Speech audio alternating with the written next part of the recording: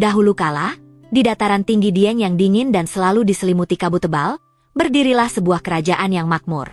Kerajaan itu dipimpin oleh seorang ratu yang kecantikannya tersohor ke seluruh pelosok negeri, bernama Ratu Sinta Dewi.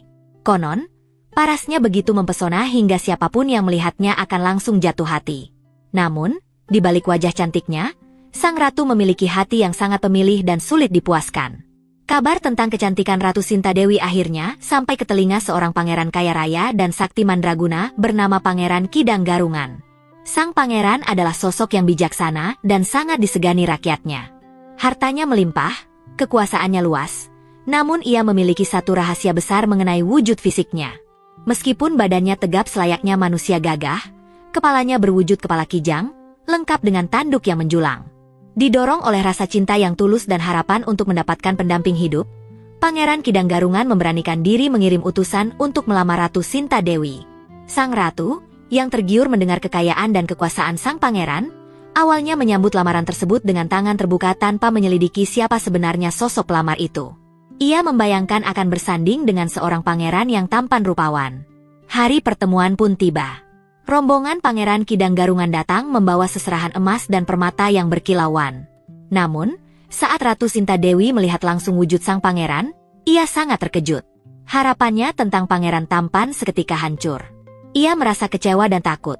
Namun ia tidak berani menolak lamaran itu secara langsung. Menolak seorang pangeran sakti di depan umum bisa memicu kemarahan dan peperangan yang akan menyengsarakan rakyatnya. Ratu Sinta Dewi pun memutar otak. Ia mencari cara halus untuk menolak lamaran itu tanpa harus berkata, "Tidak." Dengan senyum yang dipaksakan, ia mengajukan sebuah syarat yang dirasanya mustahil untuk dilakukan. "Wahai pangeran yang agung," ucap Ratu Sinta Dewi dengan lembut. "Aku bersedia menjadi istrimu, asalkan kau bisa memenuhi satu permintaanku. Rakyatku di Dieng sering kesulitan air. Buatkanlah aku sebuah sumur yang mata airnya besar dan jernih. Tapi ingat, sumur itu harus kau gali sendiri dan harus selesai dalam waktu 1 malam, sebelum ayam jantan berkokok menandakan pagi." Pangeran Kidang Garungan, yang sudah terlanjur mencintai sang ratu, menyanggupi tantangan itu tanpa ragu. Ia percaya bahwa ketulusan dan kerja keras akan membuktikan kelayakannya. Malam itu juga, Pangeran Kidang Garungan mulai bekerja. Ia memilih lokasi tanah yang keras dan berbatu. Dengan menggunakan kesaktiannya serta kekuatan tanduk dan tangannya, ia menggali tanah Dieng yang dingin itu.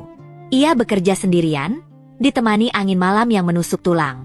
Ajaibnya, pekerjaan yang seharusnya memakan waktu berbulan-bulan itu ia kerjakan dengan sangat cepat.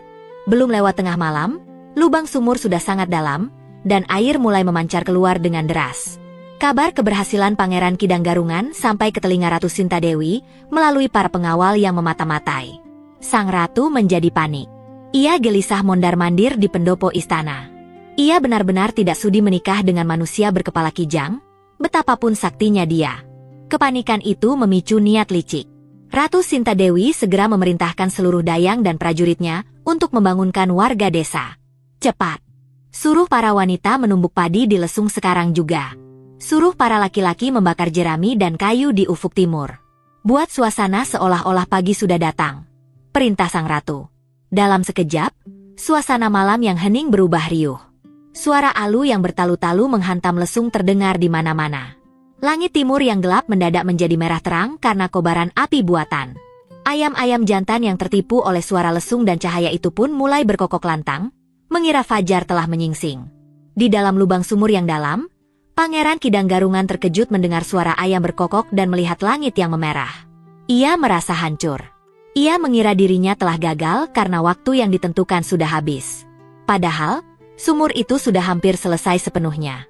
Saat pangeran masih berada di dasar sumur dalam kebingungan, Ratu Sinta Dewi memerintahkan prajuritnya untuk melakukan tindakan terakhir yang sangat kejam.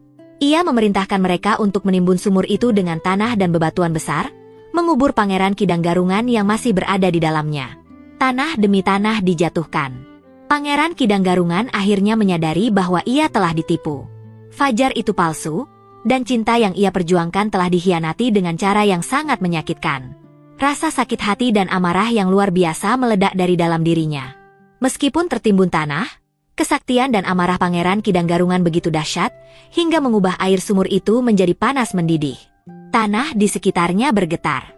Dari dalam perut bumi, Terdengar sumpah terakhir sang pangeran yang menggema pilu namun tegas. Wahai Sinta Dewi, kau telah menipuku dengan kejam. Kelak, keturunanmu di tanah ini akan memiliki rambut gembel, gimbal kusut seperti kekusutan hatiku malam ini.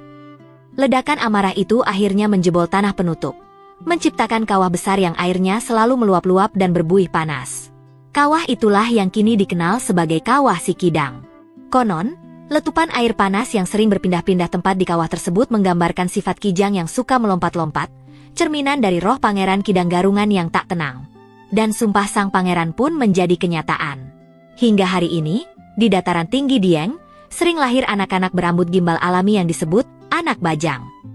Rambut gimbal ini bukanlah penyakit dan tidak bisa disisir atau dipotong sembarangan. Rambut itu dipercaya sebagai titipan dari leluhur yang berkaitan dengan kisah masa lalu ini. Rambut mereka hanya bisa kembali normal setelah melalui upacara ruatan dan pemotongan rambut khusus ketika permintaan sang anak sudah dipenuhi. Kisah ini menjadi pengingat abadi bagi siapa saja, bahwa janganlah menilai seseorang hanya dari rupa fisiknya semata, dan jangan pernah membalas ketulusan dengan tipu daya. Karena di balik uap panas Kawah Sikidang yang terus mengepul, tersimpan cerita tentang cinta yang tulus namun berakhir tragis oleh janji yang diingkari.